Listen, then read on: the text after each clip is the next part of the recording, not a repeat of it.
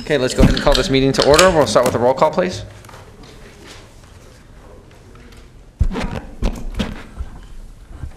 Carr. Cruz. Here. Fox. Here. Frost. Gaylord. Here. Guerra. Hanson. Here. Harris. Here. Kennedy. Here. Lee. Natoli. Peters. Cerna. Here.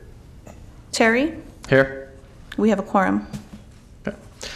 With that, we'll move on to our Pledge of Allegiance, which today we'll have led by Director Harris. Nice time. I pledge allegiance to the flag of the United States of America and to the republic for which it stands, one nation, under God, indivisible, with liberty and justice for all.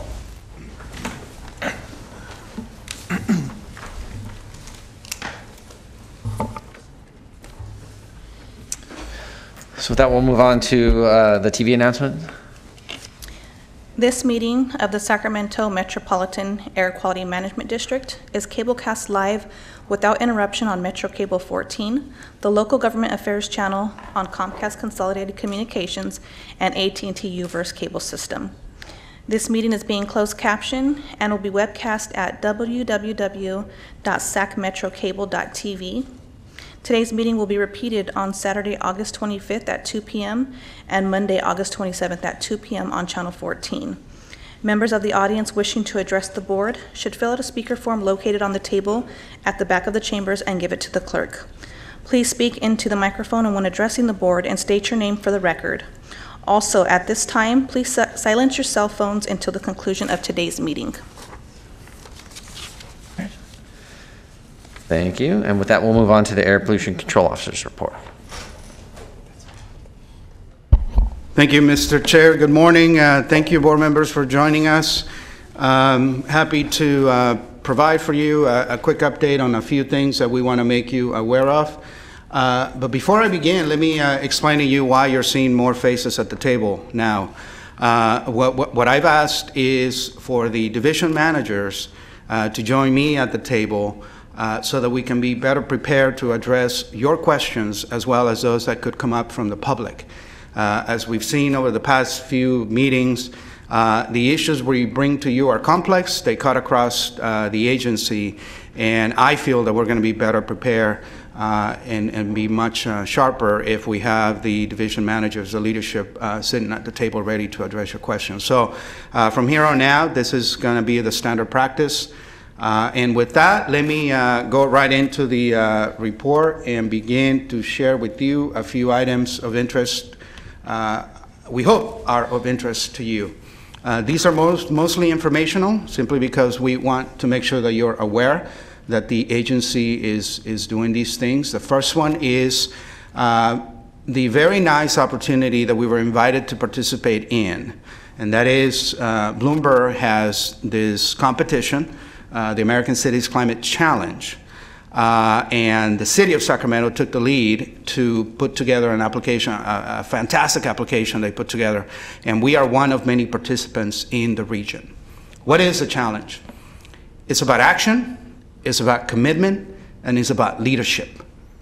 So what they wanted to see is in the application evidence of all the great ideas and all the things that we are doing as a region to set us apart in the fight against not only air quality, but also climate change. And like I said, the city approached us. We provided some information in terms of some of the things that we would like to focus on in the near term and in the long term, and that is what was submitted. We don't know how we're going to do. We're obviously very hopeful, and in the future I'll bring you back an update if you don't hear it directly from other sources. But again, I think this is yet another indication of how things are really moving and happening in our region, and it's great for us. An honor to be invited to be part of it, and we're very happy to be able to contribute. The next thing I want to make you aware of is also at the national level, and this has to deal with some of the policy directions and policy decisions that we are that we're hearing, along with the public, in terms of some direction that federal EPA is wanting to take. And again, what we want to do here is to make you aware of two concrete actions that we took as an agency. The first one is a proposal that the EPA put out to weaken the existing greenhouse gas standards for cars, for light-duty vehicles. We believe that is not in the best interest of what we're trying to do in terms of improving local air quality. We certainly don't believe that this is the right direction to mitigate carbon emissions and climate change. So we put together, along with our communications office, a statement that is posted on our website to essentially oppose and talk about some of the weakness in the proposal that we believe exist. The second item, in similar vein, is, and this was more formal, we actually submitted a formal comment letter to the federal docket on some proposed action that EPA is wanting to take, allowing for more uses of asbestos-containing material. Again, this is in similar vein, something that we don't think is in the best interest of public health. Asbestos is done and over with science from 30, 40 years ago.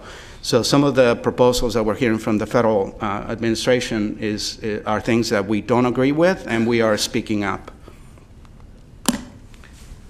The next item is, again, just simply information. It's obvious. You are living through it. Your constituents are having to deal with it, and that is the impact of the fires, the significant impact that it's having in our air quality. Our communications office, as you can imagine, has been very busy. Thankfully, things are slowing down. We're at the tail end of the worst of the season. So they were very active addressing multiple inquiries from local media.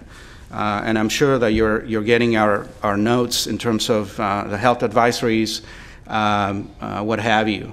What I wanted to point out to you with this particular graphic is, I think, probably something that sums up best what the impact is. On the left, you have the measurement of ambient particle pollution, and on the right, you have the similar measurement for ozone pollution. And what I want to draw your attention to is the red line is essentially what we have been measuring in our air work this season, 2018. The gray line is the average for the last 10 years, and you can see the difference in terms of what a significant amount of additional air pollution the fires bring. And frankly, it's air pollution that we obviously were not accounting for. When you look at particles, I mean, the peak is 6 times what the average has been for the last 10 years. If you look at ozone, you also see about a 50% increase in the ambient level of ozone. So obviously, this is something that we are going to be paying very close attention to. Thankfully, the federal rules from EPA have an administrative mechanism for us to be able to account for and deal with these, what are called exceptional events. So there's going to be administrative and analysis and paperwork process going forward. But what I wanted to share with you is just how significant the impact on air quality has been. And the other point I'll make is, typically you think of particle pollution, PM, when you think of fires. And that is true. That is the biggest impact. But it also impacts ozone pollution, which is not typically associated with fire. So it's a double whammy that we're having to deal with. And again, the biggest impact obviously is not on what we measure and what we have to do to comply. It's really the impact on people and their health. So what are we doing to try to get the word out? I mean, we get a lot of calls from you, and I want to encourage you to continue to do that. Reach out to us. We'll share the information. Obviously, we have a full complement and a framework and a structure of agencies out there who are tracking and providing information. What we did is we actually just put a very easy link on the very top of our homepage, which I'm hoping you're familiar with, where Spare the Air and Check Before You Burn have lived for many years. We've added a nice and easy link to smoke information. And when you click on it, it goes to the map that you see on the right, and that's basically what is coming out of CAL FIRE. So if anybody's interested in getting the latest and greatest, you just 2 clicks and you are there. Obviously, we had to put together these slides a couple weeks ago, so the clerk can get the process worked out for the presentation today. So this is, as of this morning, the latest information on the fire. And the one that you are going to be interested in is the largest fire, the Mendocino complex, is at this moment 67% contained. We're probably going to have to deal with the impacts for another couple of weeks, the remaining of the month. But like I said, at least we're beginning to see the light at the end of this very dark tunnel. Alberto, I just wanted to thank you. Looking at our website, because I pulled it up this morning, I forgot the printed packet. It's beautiful. I mean, our website has come so far, and it's really a testament to the team, but this tool is extremely helpful. I've been using the app as well, and it's been great to see how the air quality information is now integrated across several platforms, but our website is so far ahead of where it was even 2 years ago. So. I'm very glad to hear that, and again, the credit goes to the team. I got here and it was already this nice and this good, and we're just trying to improve it. We'll bask in the glory. There you go. Very well. Director Harris had a question as well. Alberto, I have a couple of comments. First, I had occasion to travel to Eugene, Oregon last week. And Medford, Oregon, the AQI index was over 200. It was about 260 the day I was there. I can tell you that's very uncomfortable. It was also 98 degrees, which didn't help at all. But so it was my first time experiencing the index being that high in any place. It was very difficult to breathe. And in fact, the North State, all the way through southern Oregon, as far as Eugene, we're in the unhealthy zone as far as AQI. Pretty big deal. The North State is pretty much devastated by these fires. It was quite an eye-opener. The other comment I wanted to make is on the EPA and the loosening asbestos rules. This is of great concern to me because as a contractor, the amount of money I've paid to mitigate for asbestos has been extraordinary. So what was their rationale for this? Did they offer any rationale? Well, the rationale is, make it easier, make it less costly, but at the same time, make it less protective. I mean, I'm going to defer to our Session Resource Divisions to see if you guys want to add anything in terms of the rationale behind the proposed action. No, I think you're right. This is one of a series of relaxations of the Clean Air Act that we're seeing under the current administration. Okay, thank you for that. Last thing I wanted to say is, the other night at council, I asked our city manager to work with you to look at banning the use of leaf blowers on spare the air days when PM 2.5 is already elevated, and so you will be contacted by our city staff. Thank you. We'll be happy to work with the city staff. The board may recall that about a year ago, we brought you a report, a technical analysis in terms of the emissions impact from this particular source. But as Director Harris pointed out, I think there is some sensibility to think about in days when we're already impacted severely by the fires. Does it make sense to have additional sources that can, kick up PM and other things? So we'll work with the city staff and bring back to you whatever we are coming up with. Okay, moving right along. So we leave the fires, and the next item that I want to share with you. So we're jumping into good news, bad news, and a few things in between. The next thing that I want to share with you is something called the Global Climate Action Summit. It's a big gathering coming up in San Francisco mid-September. It initially was started by Governor Jerry Brown. This is all about local action, filling the gap for the lack of action at the federal and international level on climate. It's going to be a big gathering. It's all about what is happening at the local level. And what I want you to understand is that we as an air district have a role. It's a very large gathering. I think they're expecting 100,000 people. And associated with the main event, there's going to be 500 affiliate events that are related to the summit. We were specifically invited to participate in two. UC Davis is holding an innovation mobility symposium that we are going to be participating in and co-sponsoring. And also our technology partners, CalSTART, are going to be holding an affiliate event specifically focusing on clean trucks and buses. And as you've heard before, obviously these are two areas that we as a district have something to contribute, and we're just very pleased that we've been invited directly to participate in them. There's a couple other things that we may end up getting pulled into, and we'll be happy to bring you back more information, but I'm sure you're going to be hearing about this in the news. Really quick, Director Gaylor had a comment or question?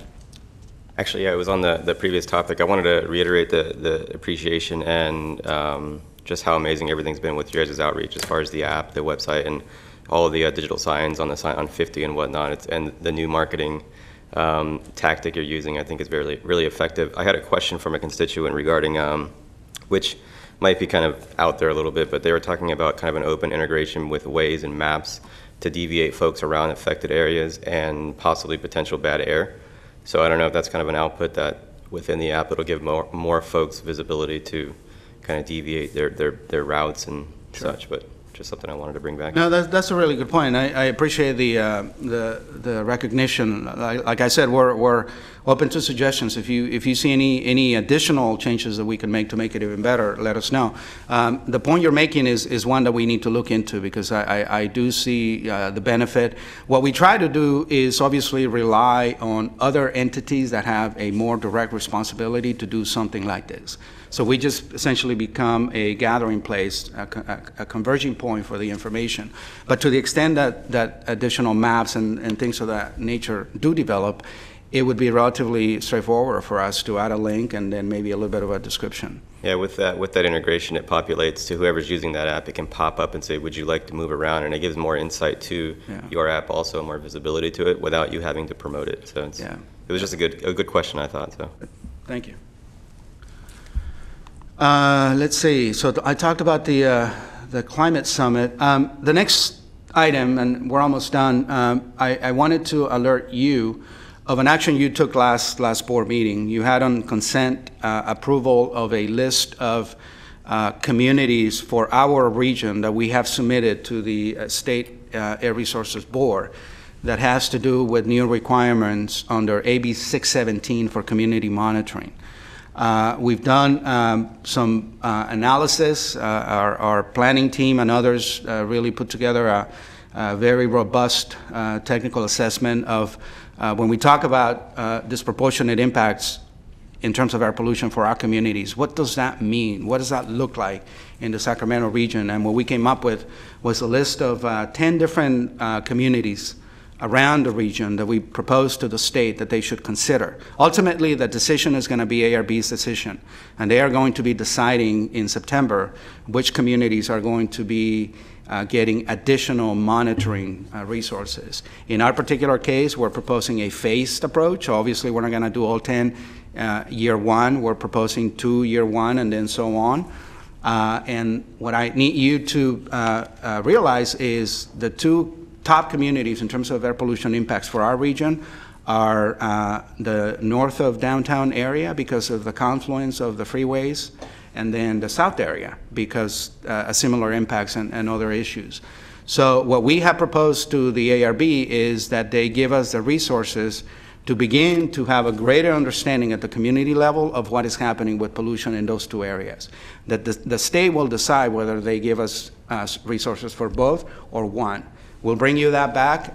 They're going to meet at the same time that we meet for our September board meeting, and we're going to be there along with our state representatives. We've gotten a commitment from Senator Dr. Richard Pan, Assemblymember McCarty, and a few others that are going to be coming to the ARB meeting to speak on our behalf on both ends, the monitoring requirement, which is what I'm talking to you about right now, but also, and perhaps most importantly, the idea that to the extent that we have disproportionate impacts, this is where cap and trade investments can come in.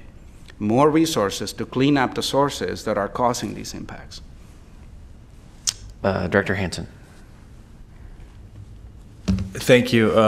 You answered the question right at the end about mitigation, so the connection between monitoring actual pollutant and pollutant criteria will be cap and trade, but are there other programs as well that would, because I imagine some of that's mobile source, like you mentioned the freeways, but what other mitigation efforts are connected to more accurate monitoring? So there are many programs, and in fact, after I'm done, you're going to hear a presentation about one of the Air District Signature programs, the CCAT program. Carl Moyer has been around for 2 decades. That has been a key program and will continue to play a role. But going forward, I mean, really, where the real money is going to be, if I can just say that, is going to be the cap and trade program. And everything is sort of morphing and going in a direction where what we now call community air protection is going to be measures that are funded to mitigate pollution with cap and trade funding. So going forward, that's really where it's at. It is mobile sources, the majority of the impacts, and this is really throughout the state. We're not unique in that respect. So Mike Nuremberg and Jaime Lemos, who work in the mobile source division, are going to be very busy trying to figure out, once we understand and quantify the impacts, how is the money best used to mitigate those impacts? Understanding that a lot of what we're seeing is mobile sources. Well, and the reason I asked is because most of those areas, the pollution may be coming from elsewhere. Some of it may be localized and being generated immediately from those neighborhoods. But, you know, housing mitigation is one thing, air filtration, but obviously we're doing green cities, and the district's been really helpful at moving a couple of the school districts towards electric buses. But are those the kind of things that we would continue to see, or are there other specific interventions? That is specifically the kind of thing we want to do, because again, the school buses, transit buses, trucks, municipal fleets, county and city, I mean, those are all the vehicles that are always in our neighborhoods. Yeah. And to the extent that they continue to get used, could we find zero emission solutions for those applications? That is why the coordination with municipal fleets, with SACOG, with STA, with Sacramento RT is so critical, because we do need to leverage each other's efforts. Our principal goal, obviously, is public health protection. We want to make sure that now that we know that these people live in communities that are disproportionately impacted, we got to get going trying to figure out how to mitigate that, and that's really what the state is gonna be interested in.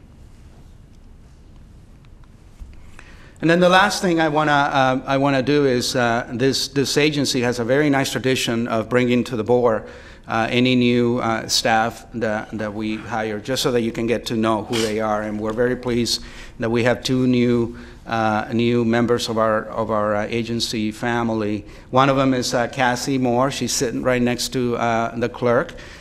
She came to us. She's going to be part of our administrative team. She came to us very well qualified, and we're very happy to have Cassie making already a significant contribution to our agency. And I suppose as the clerk is forced to take some time, you'll be seeing more of Cassie in the interim. And then the second person is our controller, Eva Furberger. We're very pleased. Jamil Moens, our chief of admin, gets the credit for finding Eva. She's been a great asset to our team. Obviously, you've heard me say, and you will continue to hear us, the budget is going to be something that we're going to be paying very close attention to, and Eva just brings a tremendous skill set to help us develop the tools and the understanding that we need to make sure that we have a sustainable and defensible budget. So with that, I conclude the APCO report. Unless you have any additional questions, we'll move on to the next presentation. Anything else with the control officer? Okay. So with that, we'll move on to the consent calendar item, or consent calendar. Is there anything that we need to remove or discuss? Do we have any comments? No. Okay. I have a motion by Hanson. Do I have a second? Second. Second by Harris. All in favor? Aye. Any opposition? Abstentions? Calendar carries. With that, we'll move on to our discussion calendar item, which is an update of the CCAT guidelines to promote low carbon transportation.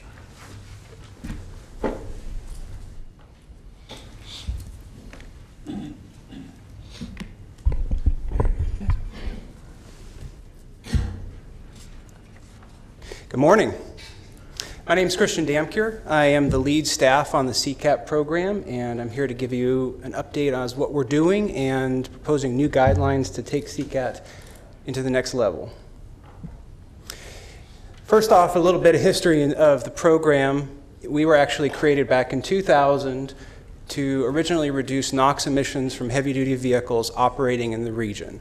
Originally, the region was defined as the federal non-attainment area, which is generally the 6-county region surrounding Sacramento. The original funding came from the state, and we were very successful in getting that out, and that success led to us attracting federal funding for the program, which is what we're now currently using. As we discussed earlier, CCAT is one of the district's key mobile source programs. It's been very successful working with local businesses and government to not only reduce the critical emissions from heavy-duty vehicles, but as part of our overall ozone attainment plan. Unfortunately, as I come to you, we are down to our last $8 million for the program. After this $8 million is spent, the program will sunset unless we're able to find new funding for the program.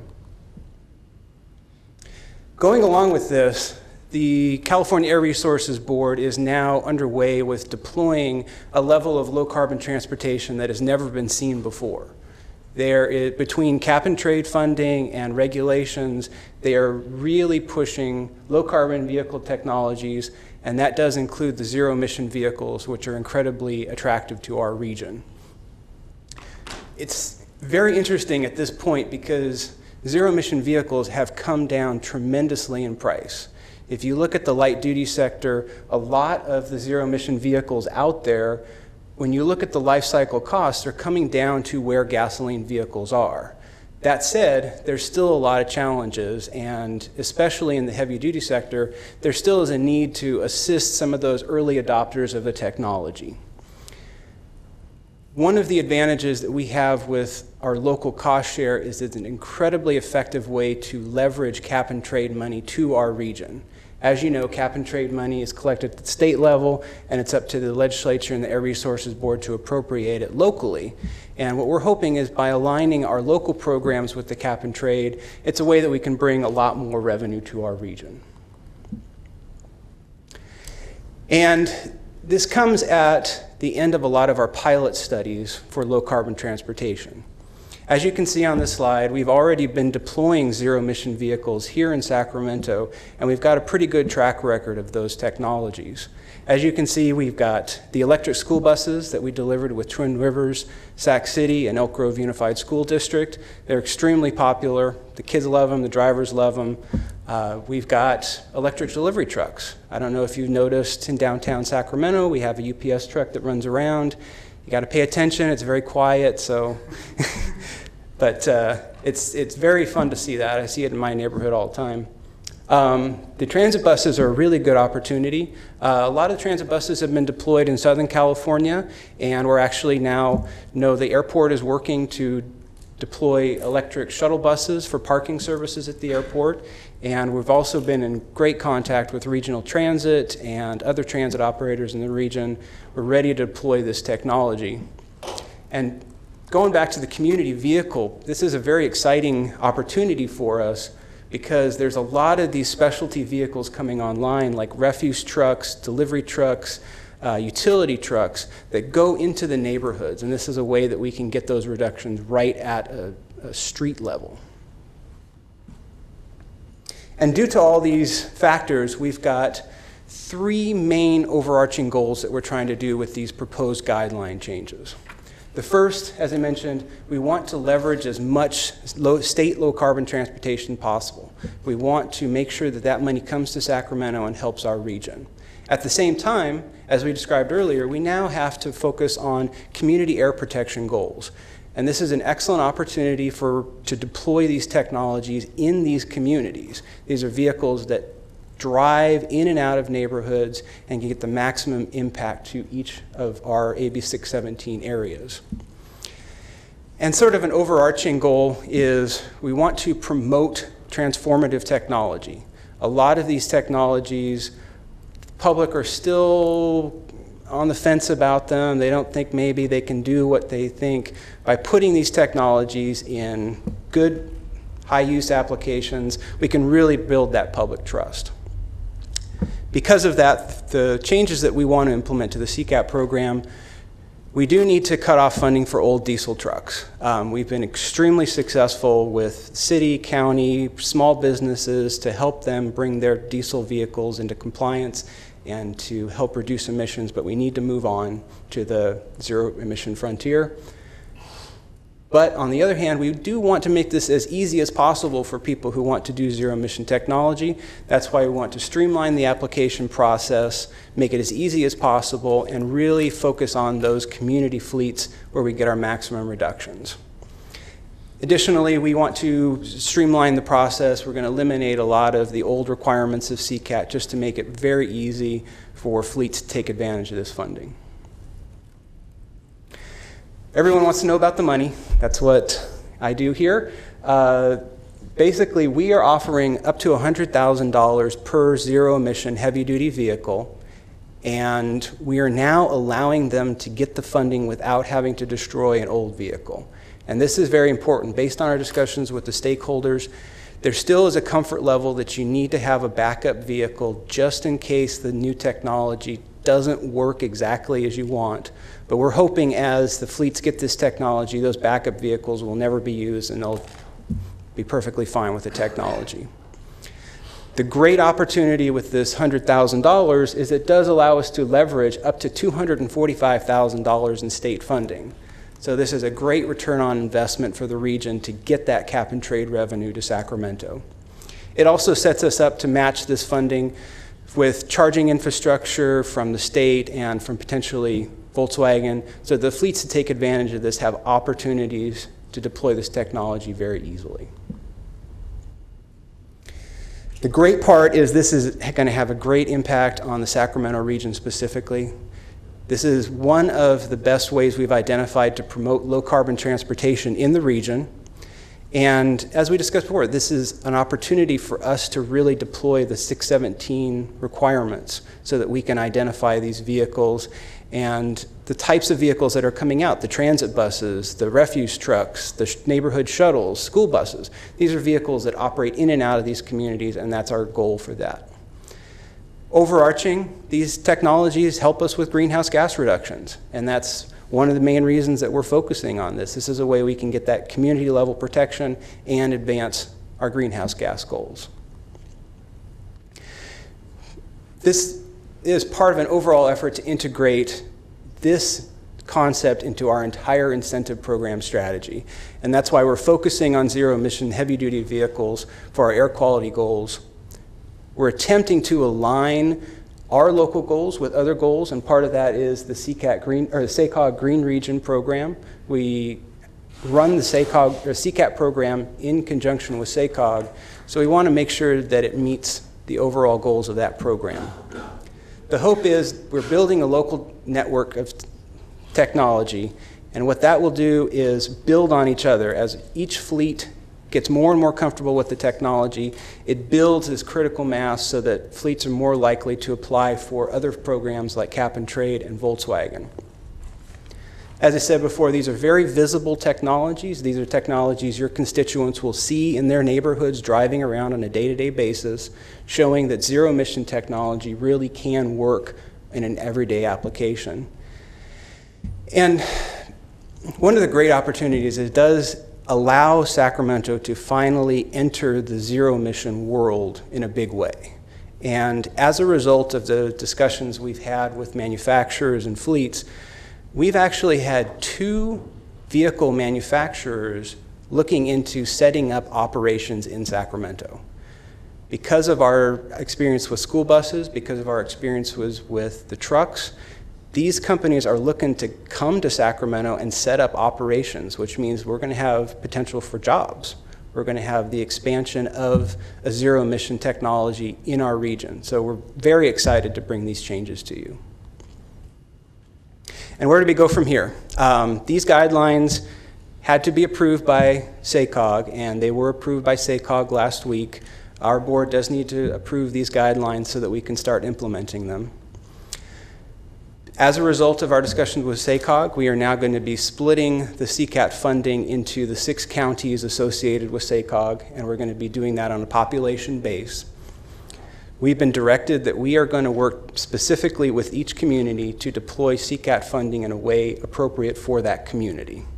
So that's going to allow us to meet with the regional APCOs and develop a program specifically for their needs. Here in Sacramento, we're very fortunate that we can work with our stakeholders and develop a CCAT deployment program that hopefully will meet all of our needs. This is a great opportunity to kick off our cap and trade discussions and our Volkswagen discussions and any other funding opportunities. This is how we can leverage all this funding, and that's why we've brought these guidelines to you, hopefully for your approval. So that's the presentation. I'd be happy to answer any questions you have. We'll start off with Director Fox. In your presentation, what I did not hear was anything about the private not-for-hire owners of the vehicles that will be impacted by these changes in rules and regulations. We already have DMV refusing to register vehicles, and there's no compensation, nothing for those folks who basically serve our communities. They do a lot of things. They just don't happen to transport people or garbage. My question to you is there anything in this plan or anything in your future look that's going to help these folks out, because basically you're denying them the use of a vehicle that they now can't even sell in California and forcing them to do something else to continue their not-for-hire use of the heavier trucks. These are primarily the 450s and 4500s of Ford and GMC. The CCAT program over the last 16 years has been very successful working with small businesses, and we've deployed a lot of compliant diesel trucks. So we have worked with a lot of small businesses here in Sacramento, and we've helped them buy the trucks that are now compliant with the ARB regulations. There have been, we do need sort of the carrot and stick approach, and that's where the ARB comes in. And I believe, Alberto, you can probably follow up on that. Yeah, I'd be happy to. What Director Fox is pointing to is you are specifically thinking about private individuals. And the programs were implemented are for commercial uses.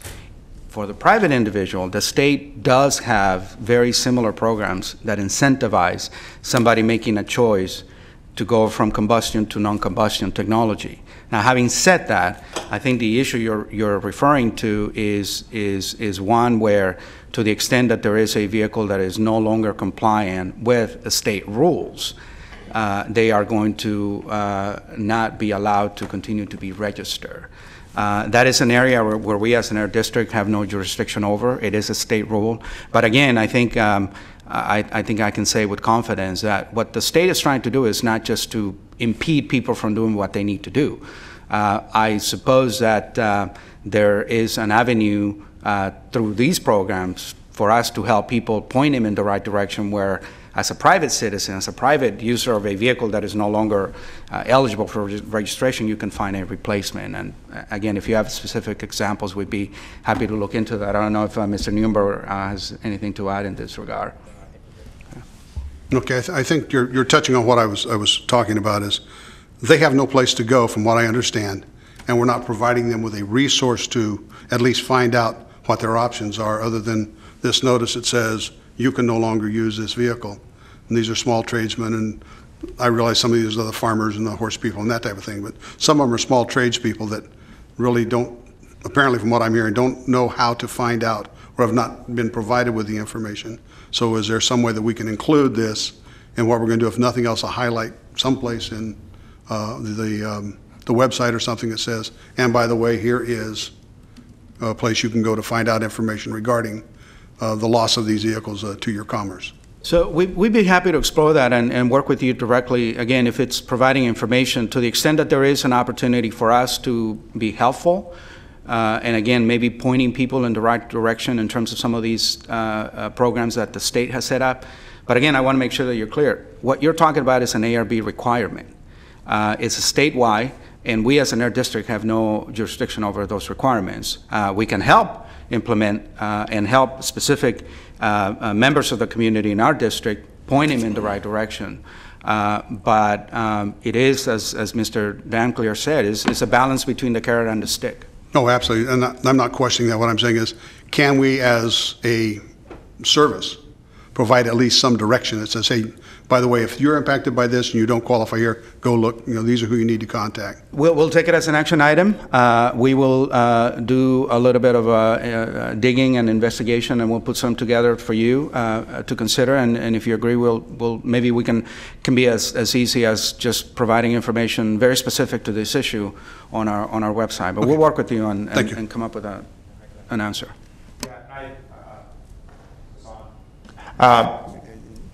A couple of things I know, at least more specifically from ARB, they do have the one-stop truck stop, which actually does provide all fleets with information in terms of what to do, either from a compliance or from an incentive standpoint. I can also speak for staff that we field calls on a regular basis, and we do, if we can direct them towards incentives, we certainly work with them towards that. If we're unable to, if we don't have incentive programs for them, we will try to direct them into the right spots where they can go from there. So I know at least I can say during the time that I've been here for the 17 years, that's a common service that we've been providing here. So we can look on our website. We'll try and make sure that at least it's more specific. I believe we already have references on our website that actually help direct fleets in terms of where they can go from a compliance end. But yeah, that is a common question that we receive on a regular basis. So, yeah. Any other questions? Okay, thank you. Thank you. Chair Terry, we have one person who would like to speak on this item. Go ahead, we'll take that now. I have Mr. Chris Flores with Sacramento Regional Transit. Come on down, Chris. Thank you. As stated, I'm Chris Flores from Sacramento Regional Transit. I want to thank the staff at Air Quality for bringing this proposal forward and the board for consideration. As was mentioned in the report, the Air Resources Board is putting on requirements for transit districts to go to zero emission fleets. We're starting that phase conversion with an award we received from Electrify America, where we're going to have a route from UC Davis to downtown Sacramento and to the UC Davis Medical Center. And that will begin our first conversion. They're also going to be funding our micro transit in the south area along Franklin Boulevard and providing a smaller fleet of electric vehicles for that. So we'll have a mix and we'll kind of get to compare the technologies. But SAC-RT has over 225 buses in our system, and so to meet the requirements that ARB is putting on upon us, we are very much welcome these new guidelines.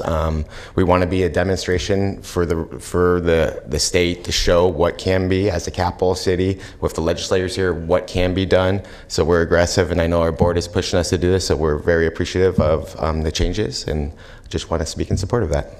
Thank you. Thanks, Chris. Any other comments? No, we don't. Okay. This was a discussion, right? Is there action to be taken? Yes. Oh, there is. Okay. Move approval of the guidelines. I have a motion from Harris, a second by Hanson. All in favor? Aye. Any opposition? Any abstentions? Motion carries. With that, do we have any public comment? We do not. Okay. Any board ideas or comments before we move into closed session? Or announcements? With that, we will recess into closed session.